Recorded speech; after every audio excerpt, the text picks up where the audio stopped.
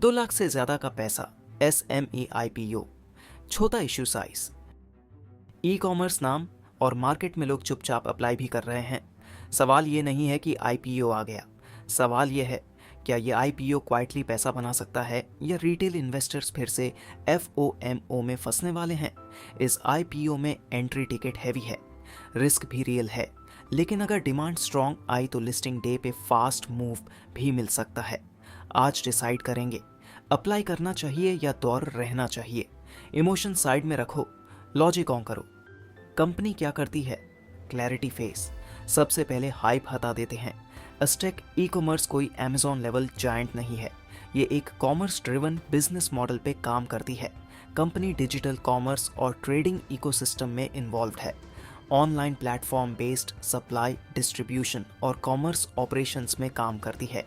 India में e commerce sector grow हो रहा है, ऑनलाइन अडॉप्शन परमानेंट हो चुका है, स्मॉल सिटीज़ में डिजिटल बाइंग बढ़ रही है, अपॉर्चुनिटी है, लेकिन कंपटीशन भी ब्रूटल है। इस सेक्टर में मार्जिन थिन होता है, स्केल के बिना प्रॉफिट सस्टेन करना टफ होता है। यानी ग्रोथ स्टोरी अट्रैक्टिव है, लेकिन एग्जीक्यूशन सबसे बड़ा टेस्ट है। IPO details. IPO ओपन हो रहा है 27 फरवरी को, क्लोज होगा 4 मार्च को, अलॉटमेंट टेंटेटिव है 5 मार्च को, लिस्टिंग एक्सपेक्टेड है 9 मार्च को।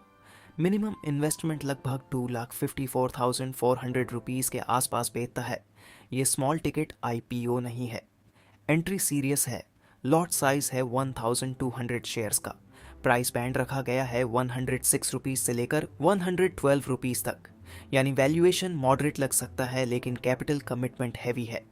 टोटल इशू साइज है लगभग 48 करोड़ 95 लाख रुपीज़। ये SME कैटेगरी IPO है।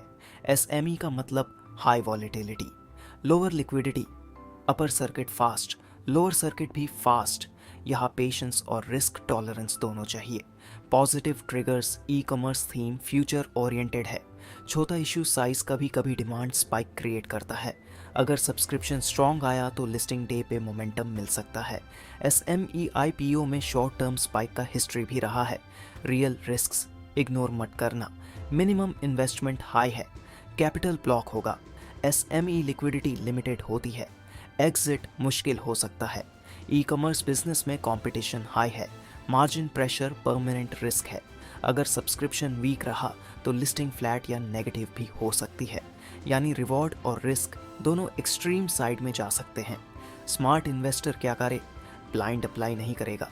सबसे पहले सब्सक्रिप्शन नंबर्स देखेगा, HNI डिमांड स्ट्रॉन्ग है या नहीं, रिटेल पार्टिसिपेशन कैसा है, मार्केट सेंटीमेंट पॉजिटिव है या वीक। अगर ओवर सब्सक्रिप्शन स्ट्रॉन्ग हुआ तो लिस्टिंग गेन प्रोबेबिलिटी इंप्रूव होती है। अगर वीक रिस्पॉन्स मिला तो अवॉइड करना सेफर हो सकता है। हर IPO लेना ज़रूरी नहीं होता। कैपिटल प्रोटेक्शन सबसे पहले। साइकोलॉजी एंगल EPO मार्केट में सबसे बड़ा ट्रैप होता है फोमो। लोग देखते हैं दूसरे अप्लाई कर रहे हैं और बिना एनालिसिस एंट्री ले लेते हैं। 2 लाख से ज़्यादा का पैसा मजाक नहीं होता। ये गैम्बलिंग नहीं है, ये डिसीजन स्ट्रैटेजी से लेना चाहिए। Final Aztec e commerce IPO एक थीम ड्रिवन अपॉर्चुनिटी है। पोटेंशियल है, लेकिन गारंटीड पैसा नहीं है। रिस्क क्लियर है। अगर आप एग्रेसिव शॉर्ट टर्म प्लेयर हो और SME वॉलेटिलिटी हैंडल कर सकते हो तो सब्सक्रिप्शन डेटा देख कर डिसीजन लो। अगर कंजर्वेटिव हो तो वेट एंड वॉच भी स्मार्ट ऑप्शन है। मैं personally last day subscription trend देख कर ही फाइनल कॉल लूँगा। आप अप्लाई करने वाले हो या वेट करोगे, कमेंट में बताना। और याद रखो, मार्केट में पैसा वही बनाता है जो पेशेंस और डिसिप्लिन रखता है।